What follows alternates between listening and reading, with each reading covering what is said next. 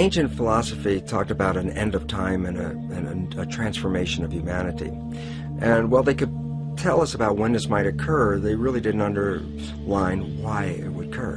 Now we know why we are facing our imminent extinction on this planet and coming to those prophecies and making them real. And that is this. We base our world on knowledge. Knowledge is power. Lack of knowledge is lack of power. Well, the knowledge that we've been operating with for many centuries, and the last couple hundred years specifically, the new scientific knowledge, is not actually found to be valid today, which means we've been operating from misperceptions, misbeliefs about the world comes. Well, the idea is very simply this: if you don't understand, if you have a misperception of the world, it can kill you. And so the significance, I'll give a simple example, is that if we had an anorexic person standing right here, and you and I looked at this anorexic person, we say, well, this person's near death, skin and bones. And we said, ask them, what do they see when they look in the mirror? They say, well, I look in the mirror, I see this overweight, bloated person. And so they have a misperception. And what does the misperception lead to? It causes their brain to send chemistry to their body to reduce more weight. And because of a misperception, they're going to kill themselves. There was nothing wrong with their biology, it was their perceptions that were wrong. Well, we have three misperceptions that are causing our extinction. One is the belief that the material realm is all there is and all that matters, so that matter is all that matters. Number two is the belief that genes control our lives, which make us victims because we didn't pick the genes and can't change them, and they have power over us. And the third one is an extension of Darwinian belief that says that the world is based on a struggle for survival. We all know about the rat race. Why is it a rat race? Because our fundamental belief is that if you don't go out there and fight to stay alive, you'll be trampled and killed.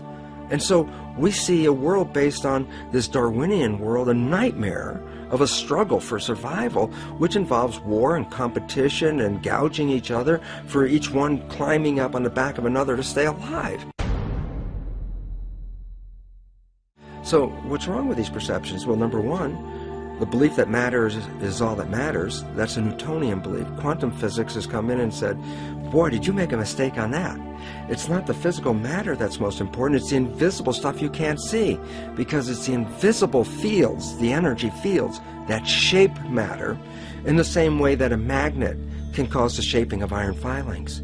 So if you look at the structure of what's going on in here and blame it on the structure, no, you missed it. It's based on the invisible.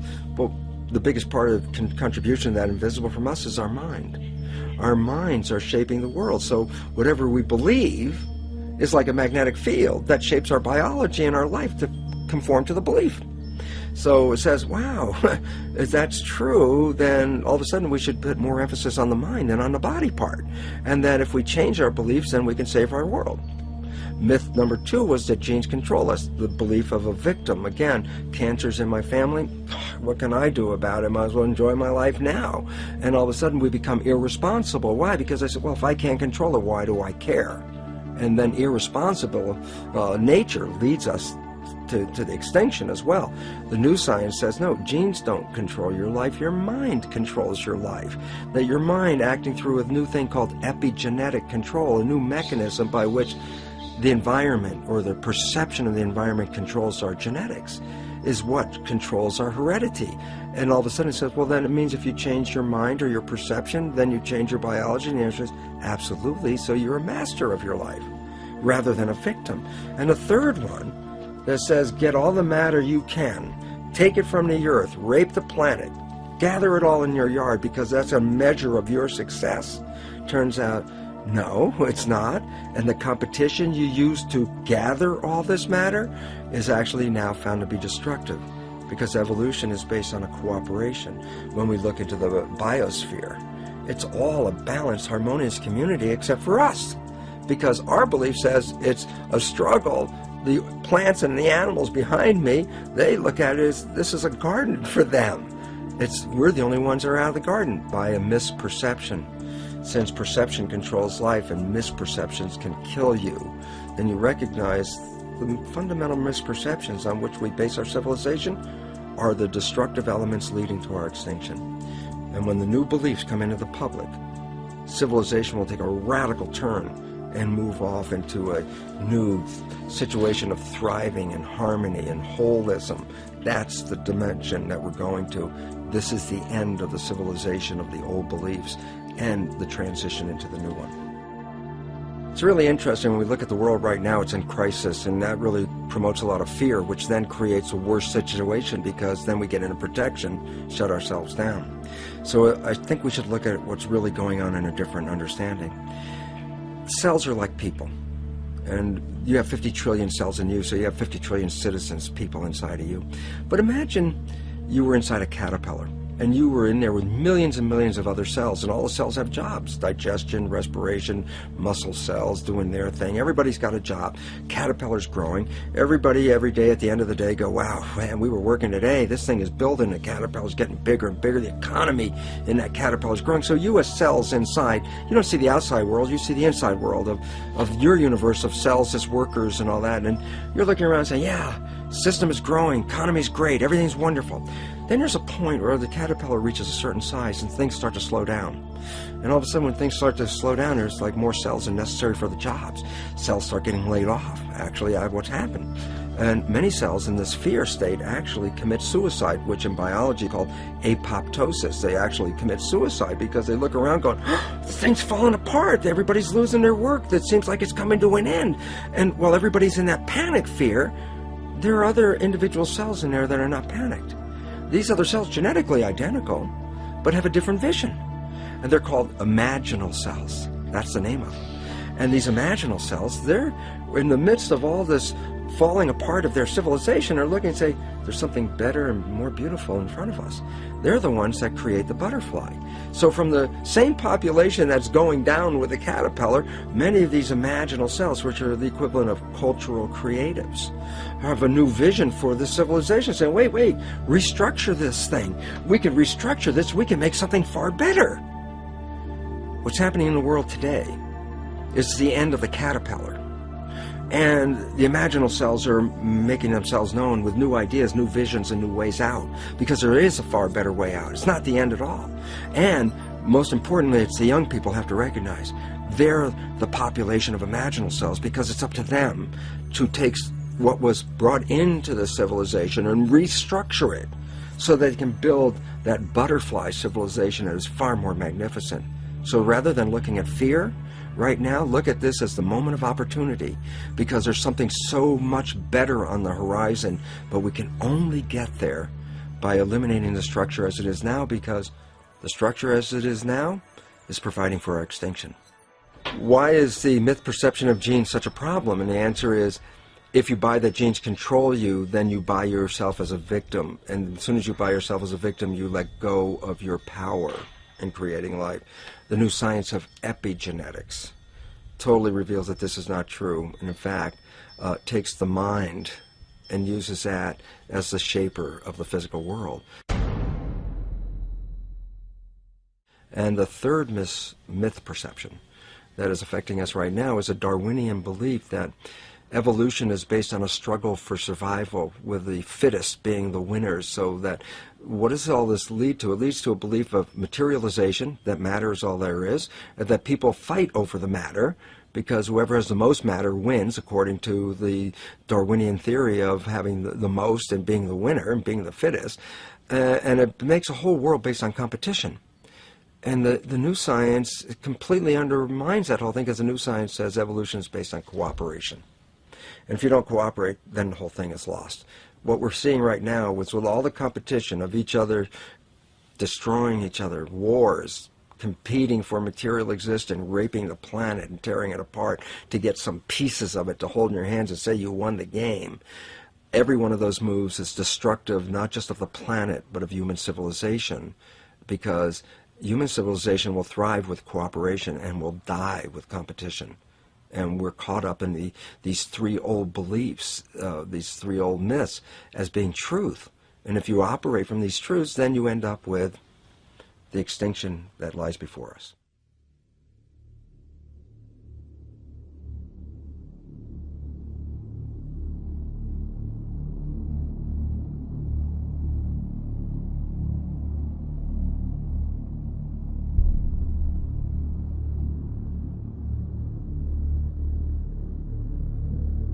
Nice to see you, Michael. Good to be here, Gary. This, I believe, calls into question Darwinian's theory of evolution. Is that correct? Yes, Gary. Essentially, that theory says that human beings like us have been around for about 100,000 years. And before that, you would have had only ape-man-like creatures. Before that, apes and monkeys. What we found, however, when we looked into the entire history of archaeology, my co-author and I did 8 years of research. We looked at every archaeological discovery that's ever been made, and what we found is that there are hundreds of such discoveries that indicate human beings like ourselves have been around for literally millions of years. You know, we had to do 8 years of research, translate papers from German, Russian. You referred to in India the Vedic literature? Well, yes. I was saying in the beginning that we do take our inspiration from these ancient Sanskrit writings of India. They're collectively called the Vedas. Among them are the Puranas. Purana is a Sanskrit word. It means history. Now, these histories tell of human civilizations on this planet going back millions of years. How do we know those are accurate? Well, that was our question, too. Richard Thompson and I, we thought, well, if there's any accuracy to those statements, there must be some factual evidence to back them up. Now, when we looked in the current textbooks, of course, we didn't find any such evidence, but we thought, well, let's look a little bit further. And as I said, that led to an 8-year research program where we investigated every archaeological discovery ever made. And what we found is that, practically speaking, archaeologists and anthropologists have buried almost as much evidence as they've dug up. In other words... Or perhaps overlooked, cast aside? Well, yes, cast aside. And there have been some outright cases of suppression where people who have reported such things have had their careers ruined. We should never, I don't think, be afraid to investigate opposing points of view. This human person who looked like us, existed millions of years ago, did not evolve from an ape, as we are led to believe in the Darwin theory. Why has this evidence been suppressed, and what kind of evidence have you found to support this? Well, I'll give you a very good example. Now, one example from historical times is during the California gold rush days, miners were digging tunnels thousands of feet into the sides of mountains. Now, the rock in these mountains is over 10 million years old. So when they were digging these tunnels, they were finding human skeletons, they were finding stone spear points, they were finding mortars and pestles, hundreds of them at dozens of locations. Now, all these were gathered together, reported to the scientific world by J.D. Whitney, who was the state geologist of California. And he published a massive book about them by Harvard University. Harvard University was the publisher. Now, what happened to these artifacts? Why aren't they on display in museums? Why aren't our children taught about them in schools? There was a very powerful anthropologist at the Smithsonian Institution named William H. Holmes. And he said to Whitney, you, Dr. Whitney, if you had understood the theory of human evolution as we understand it today, you would have hesitated to announce your conclusion, namely that human beings existed millions of years ago, despite the imposing array of facts with which you were confronted. In other words, simply because the facts didn't fit the theory, the facts had to go, and so did Professor Whitney. And a vast amount of evidence showing that human beings like ourselves have been around for millions of years has been systematically suppressed. And I can give you some examples. For example, in 1979, Mary Leakey, who's one of the most famous archaeologists of this century, discovered in Africa completely modern human footprints, no different from the footprints that you or I would make on a beach today. Now, the thing about these footprints is they were found in rock that was dated 3.6 million years old. And that throws out completely any idea of human origins that's current today. Why would anyone want information like that suppressed? What possible advantage would there be in that? Well, power, prestige, money, there's a lot riding on it. If even one of the hundreds of cases that we document were found to be true, accepted, that would mean that everything we've been told about human origins and antiquity for the past 150 years is simply not true. And I don't think that the current establishment is ready to admit that.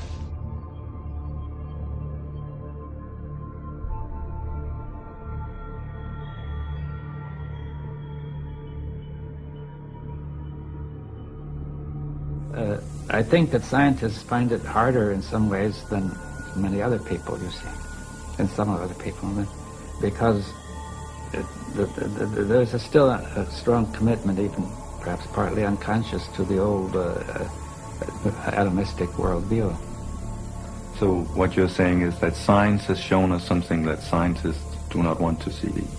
Well, they have become so used to the way of seeing it that they don't want to change it. You see, they feel uncomfortable about changing it, and they feel there's no reason to change it. Many of them, they say, well, we're doing so well now, why should we change it? In one sense, it looks as if we're doing very well, you see, but if you look at the broader view, it looks very dangerous.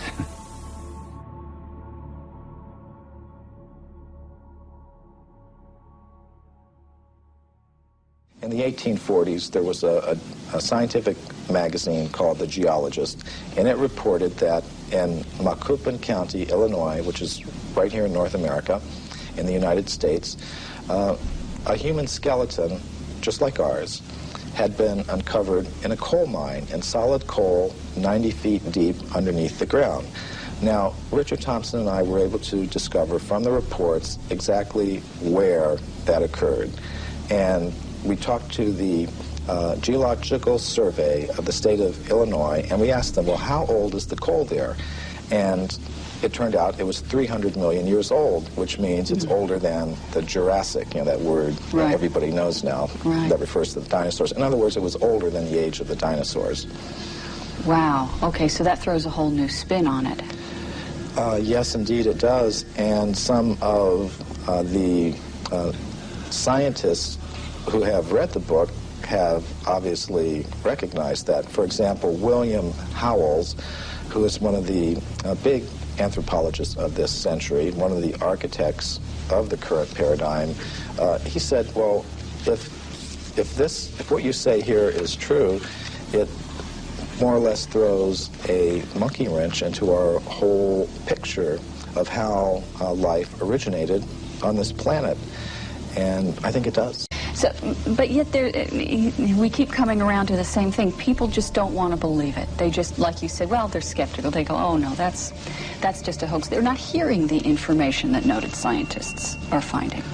Well, all we really wanted to do in our book is put the facts on the table, all of them, not just the facts that you will see in the current textbooks, but all of the facts that are relevant to this whole subject, and let people draw their own conclusions.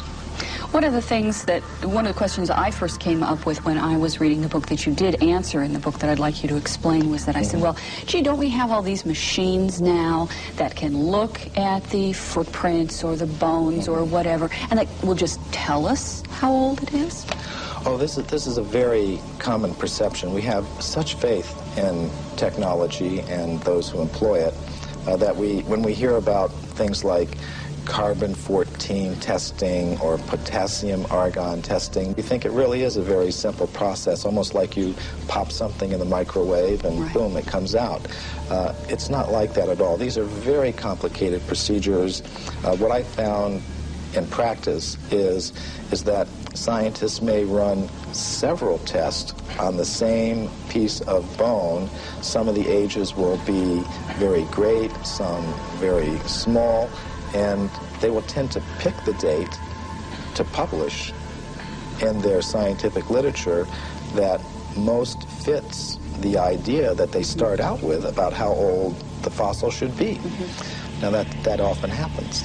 What do scientists and researchers have to gain by distorting their findings? I mean, you would think that if they truly think that they found evidence of of man pre-existing the dates that we take for granted right now, that they would want to be published, that they would want people to hear about this, that they would get their name up in lights, as it were, as making this remarkable discovery. Why is this so suppressed? Well, there are tremendous pressures for conformity within the scientific community.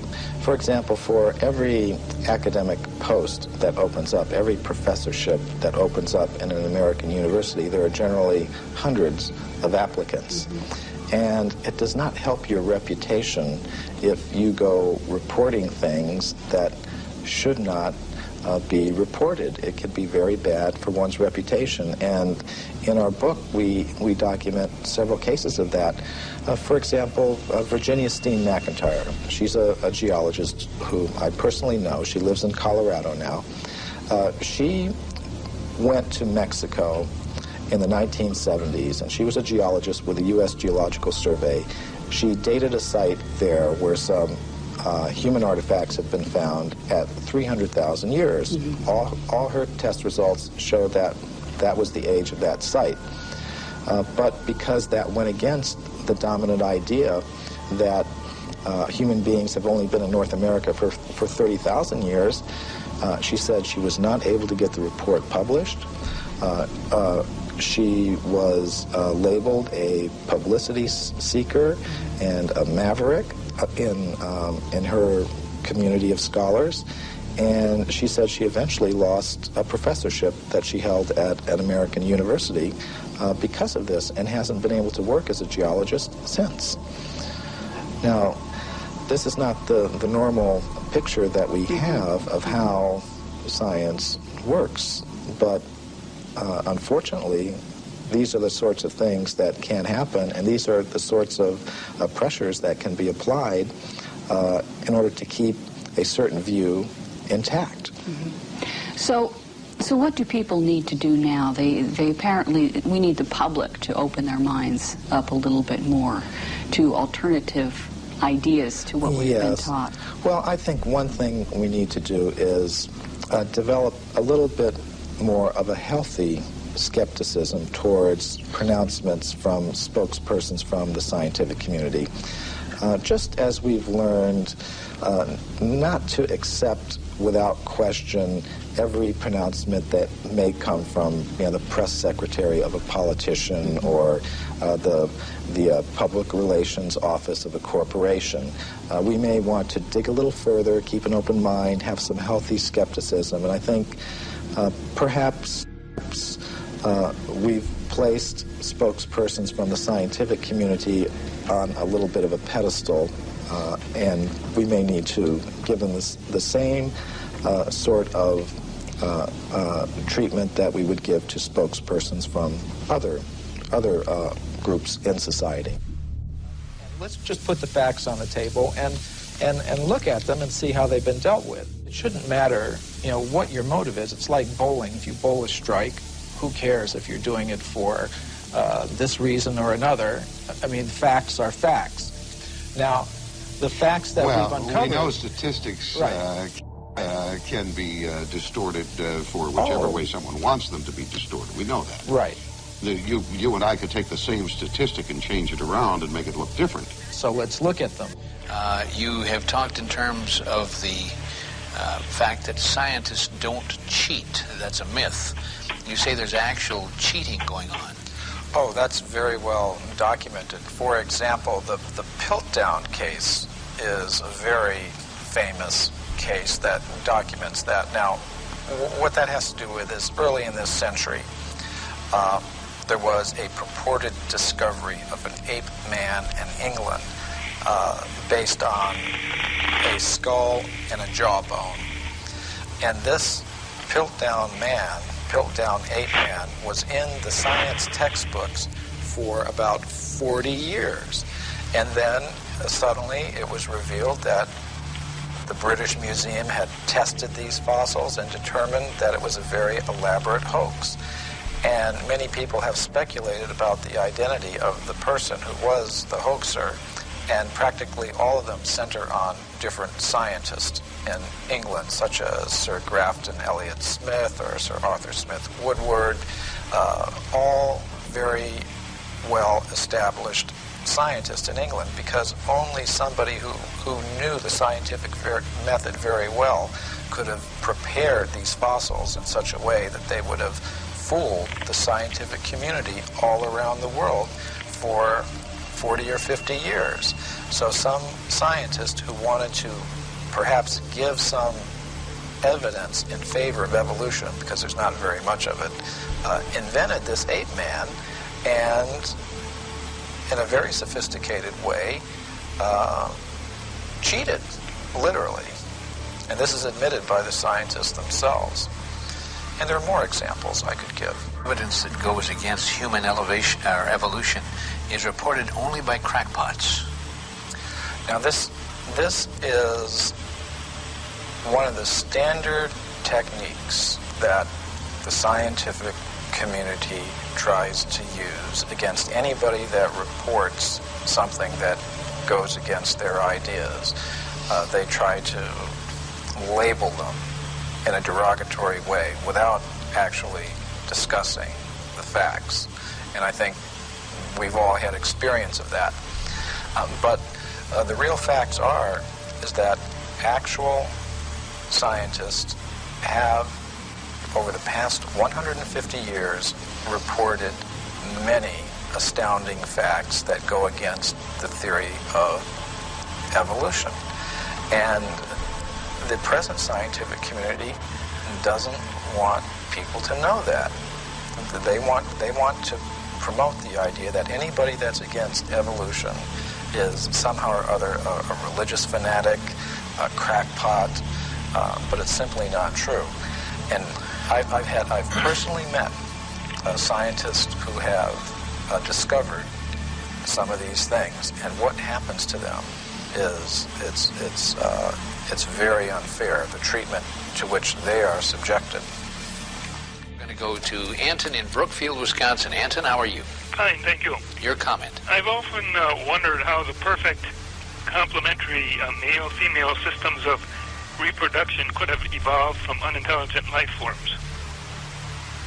You know, Anton, not only is that a good question, but also the point is if evolution occurred, it'd have to be simultaneous evolution of both species at the same time. Right. Because if it took 1 million years for the female to evolve, it would have kind of messed up the whole procreation thing, wouldn't it? Right. That's my question. A good question. Stay right there. Michael Cremo, your response. Well, I would like to put together a book called Darwin's Fairy Tales. And I think that would be one of them.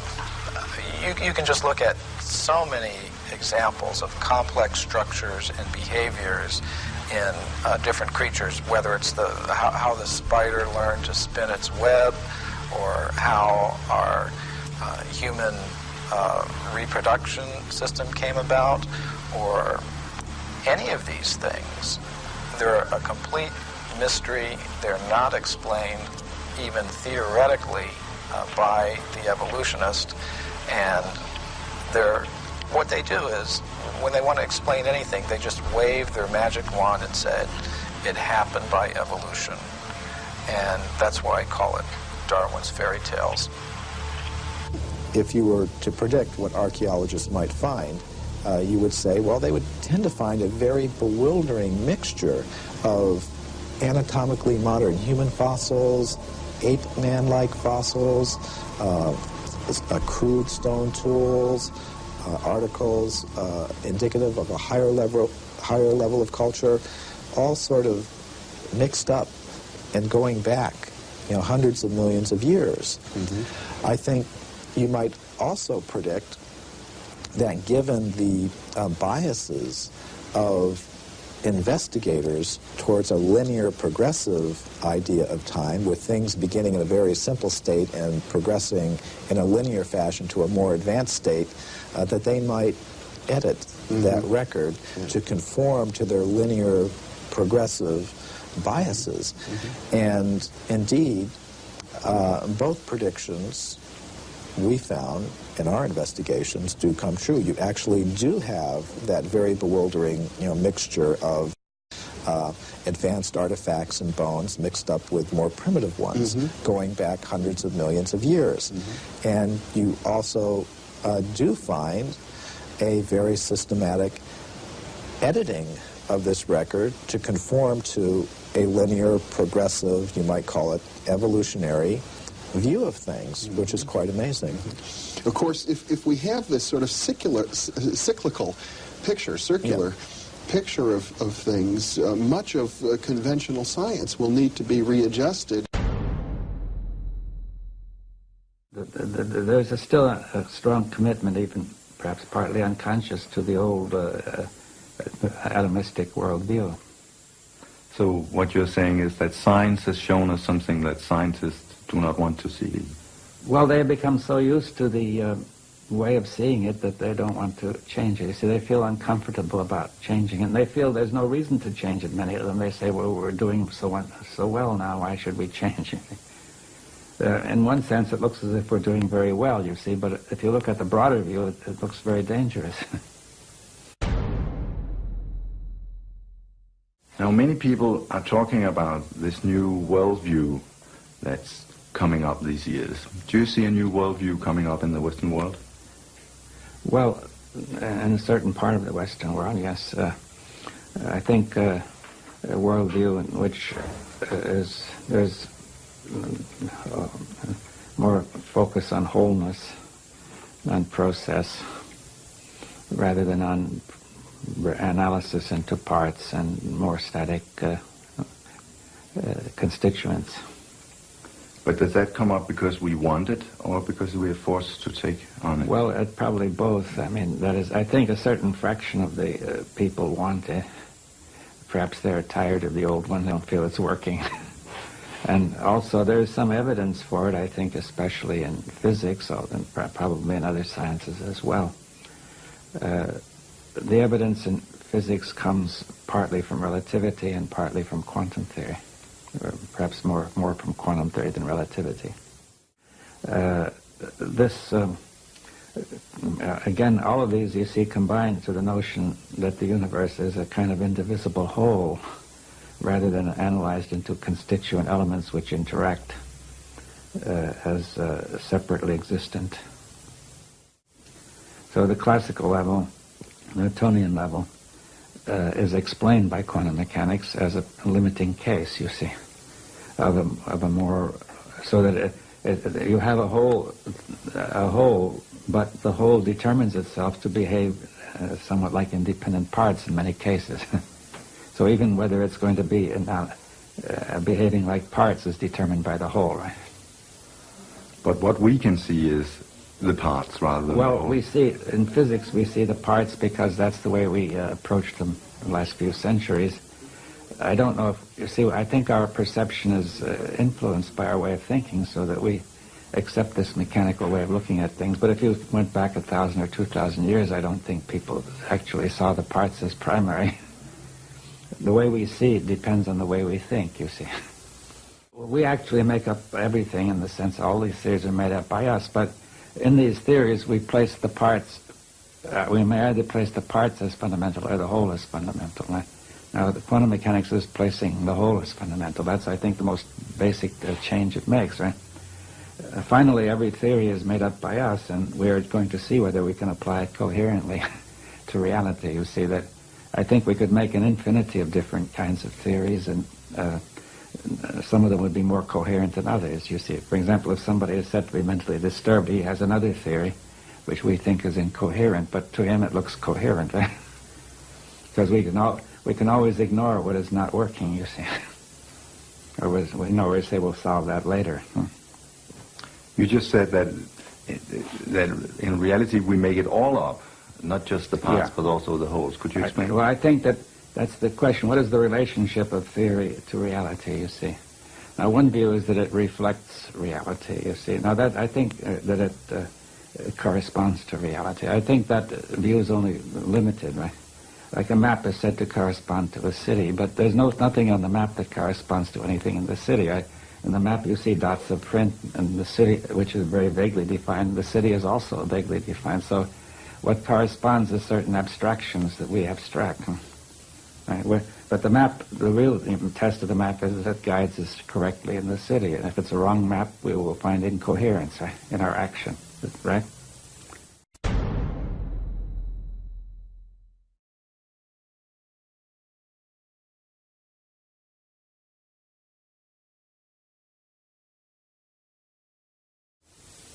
But in effect, that's what you are doing. Yeah.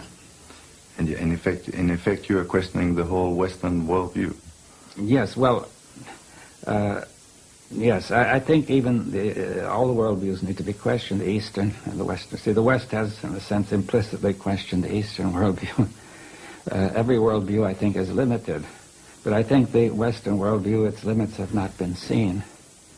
And we need to go to a broader view, not necessarily back to the Eastern, though it may include some of the Eastern.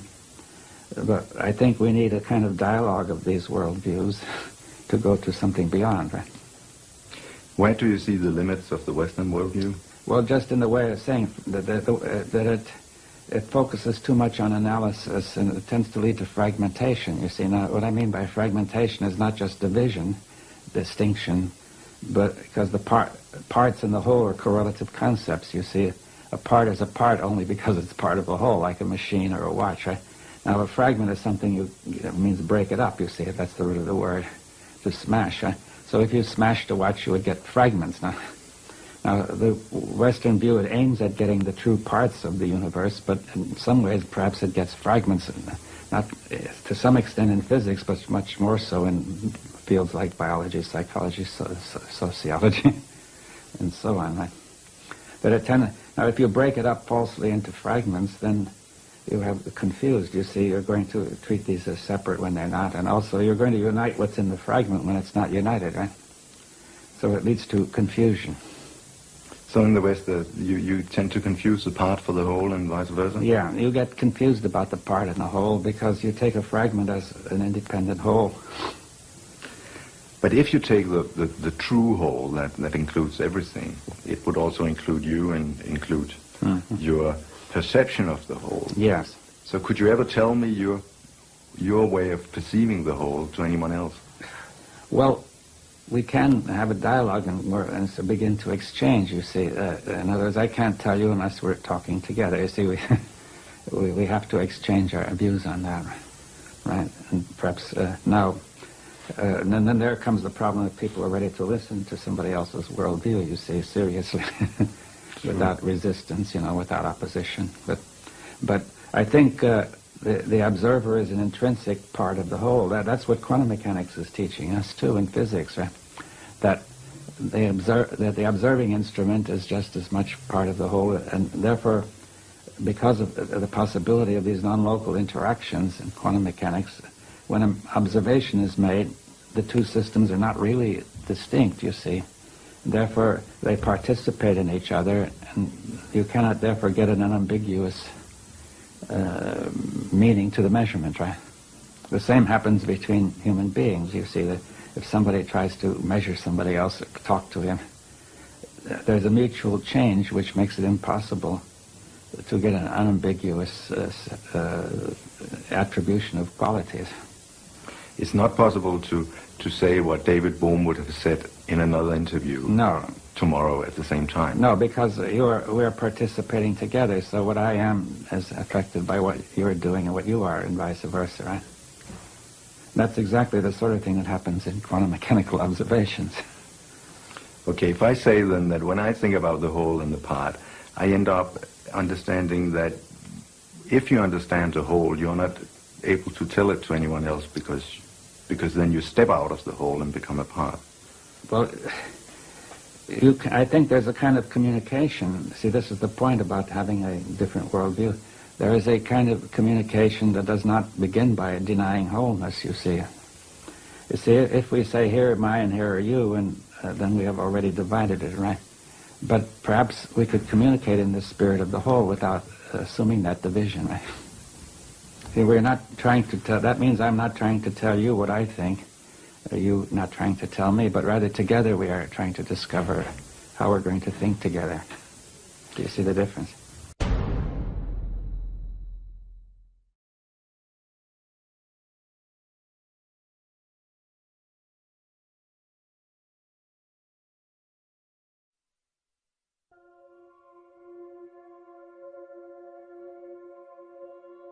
So you eventually became a biologist. What did you actually learn then? Well, it was interesting because I became a biologist, a developmental cellular biologist. I'm working on cells, of course, and in my graduate work, I was cloning stem cells. And it's interesting because a lot of people think stem cells are something brand new that just came into this world recently, and the fact was I was cloning stem cells back in 1967, 40 years ago. And the significance was, while I was doing this research, I was also teaching medical students. So I was teaching medical students the foundation of how cells work, the conventional story out of the textbook, genes control life, or we called it genetic determinism, the belief that genes control your traits, behavior, your physical characteristics, etc. And what my research revealed when I was studying the stem cells was this, very profound.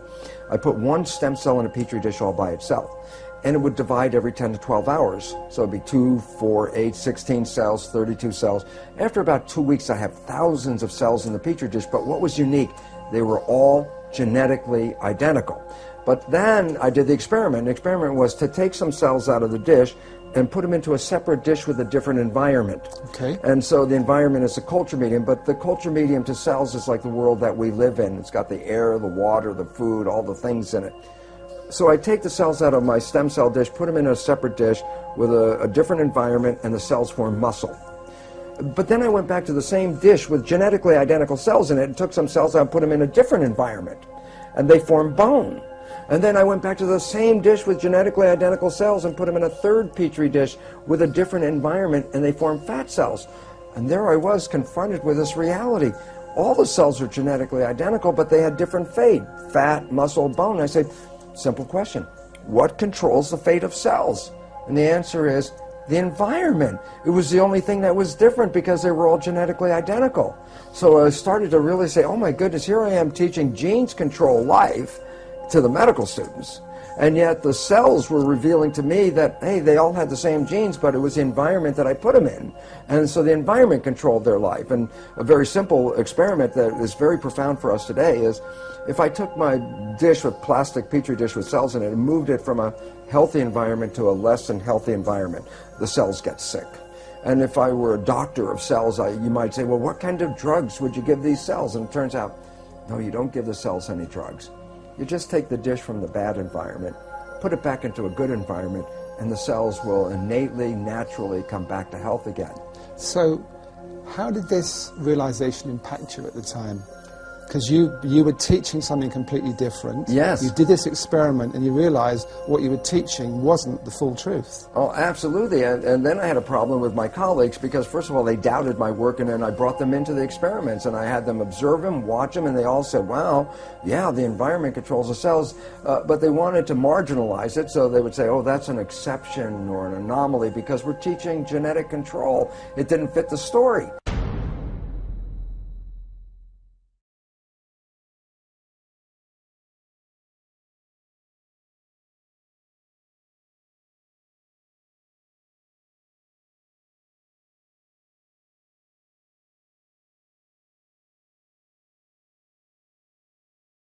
The net result, what it led me to do was I had tenure. I had tenure at the university. I walked out of the university and said, look, I can't keep my integrity and at the same time teach something I know was patently wrong. So I walked out because I saw that teaching the belief that genes control life was very, very incorrect. And it's very interesting because I did that in 1970. Now that's like 40 years ago. And guess what? The new science that is just coming into the forefront of our world today is something called epigenetic control. What I was teaching was genetic control by genes. The new science, which is now coming around, is called epigenetic control. And what that means, you understand the prefix epi means above. So you say epidermis, that means the layer above the dermis, skin. If I say epigenetic control, literally it says control above the genes. And this is the new science. And why is it profound? Because when you teach genetic control, you teach victimization. You didn't pick the genes as far as we know. The genes control your traits. You can't change the genes, so you become victimized by your heredity. And the new science, epigenetic control, reveals how your response to the environment, as you change your response to the environment, you change the fate of your cells, just like in the Petri dish. That makes you a master, because you're the one that has the opportunity to change your perception and response, so therefore you're the one that controls your genes. But it took you some time, didn't it, to actually incorporate that in your life? Because I know in the Biology of Belief, your book, you talk about you went through a very unhappy period. Yes. Your father was dying of cancer. You had a very messy divorce from your first wife, and you weren't happy. And you thought at that point that actually your genes did influence, and you had unhappy genes. And it took you some time to actually realize that in your life you could change things. Yeah, it was very interesting because, again, I was still coming from the programs of my own deep beliefs, which I got from childhood on, about genetic control. And yet, it was funny because I was at that point also going out and beginning to talk to people about this new science, about if you understand what I'm talking about, you can create this fabulous life. And it was fun because in the beginning I would try to get people together and I'd tell them, you can create this fabulous life, and they'd sit at me and look and go, you know, Lipton, for a guy who says you can create a life with this stuff, your life doesn't look that good. And essentially I almost said, fortunately I didn't say the words, but I essentially said, well, do as I say, not as I do. And that was the opening point that said, oh my God, I can't just talk about the academics of the new science. To make it work, you actually have to apply the principles of the new science. And that was a change point in my life where I said, well, I'm not going to lecture on this unless I verify to myself that by influencing my personal beliefs and attitudes and things that I can change my biology. And it was wonderful because it only took just a short time to realize how I manifest profound changes in my life by taking in the understanding that how I see the world, my perceptions, control not just my internal biology and my genetics and behavior, but it controls how I create in the world around me. So I went from a world of almost self-destruction into this world of more mastery. And the most exciting thing is I found since that time that I absolutely live in heaven because I've created a life. Let's look at practically how you did that, just so people pick up a few clues.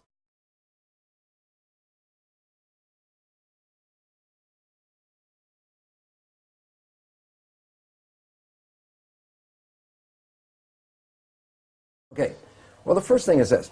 The work showed that your mind's perception of the world changes your biology, the chemistry of your body, which changes your cells. And I said, okay, so if you control how your mind operates, then you can control your chemistry. But then here's where the problem comes from. There's two parts to the mind. The conscious mind, which has your personal identity, your spirit, your source attached with it, is a creative mind. The conscious mind can see into the future, can review the past, solve problems. The subconscious mind, the other mind, is more of a habit mind. That's when you learn how to do something, and once you learn how to do it, you don't have to think about it, it's automatic. Well, most of us walk around in the world thinking that we're running our lives with our creative mind. And I'd say, Emmett, what do you want out of your life? And you would say, oh, I want to be healthy, I want to have great relationships, and then you try to say, I'm running my life with these beliefs. But science has now revealed that we only run our lives with our conscious mind at most about 5% of the time. So we're running on these subconscious programs. 95% of the time. Okay. And then the issue is, so where'd you get the fundamental programs that you operate from? And here's the thing I learned is that it's in the first 6 years of our lives that the brain is in a functional state, an EEG state, the electrical activity, that is not even in consciousness. A child doesn't even reach conscious brain function until about 6. So the first 6 years of your life, your brain function is lower frequency. It's called theta, which is like a hypnagogic trance, a hypnosis. So the first 6 years of your life, you're like a television camera, recording everything around you, everything you observe, just going in from your observations into your programming. So we acquire beliefs and attitudes and behaviors, not from ourselves, but from our parents and our family and our community. These become the fundamental beliefs. A very interesting point. The Jesuits were very proud. They would say, give me a child until it's 6 or 7 and it will belong to the church for the rest of its life.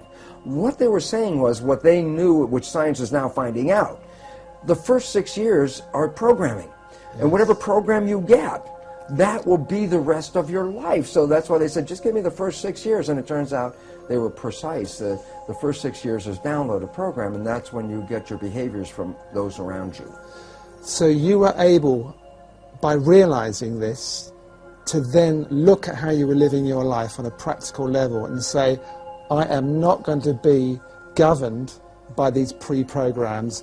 I am going to live my life in a more conscious way. Am I oversimplifying this? Yeah, that's a fundamental statement of how it works, but it's not as easy as, I've just changed my thinking about it. It's like, well, because as the thinking is not that much in our control. The brain is operating, as I said, 95% from the subconscious.